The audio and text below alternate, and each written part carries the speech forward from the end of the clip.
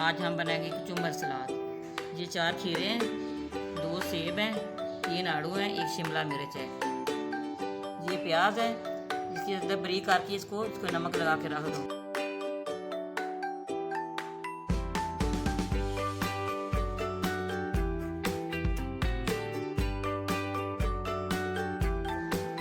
ये कचुम्बर सलाद मैंने काटा था, ये आप इसको मिक्स करने लगे। ठीक है, ये है खीरा,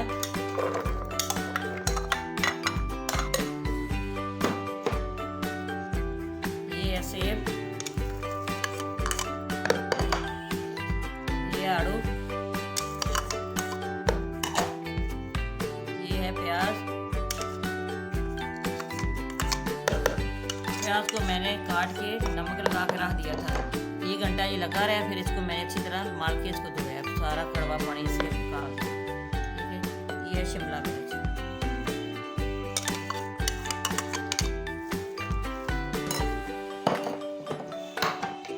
ये इसके अंदर लेमन डालोगे।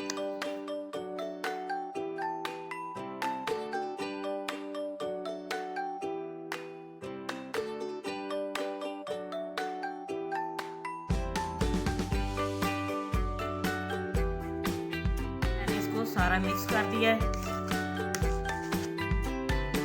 इसके साथ बहुत लजीज और मज़ेदार लगता है।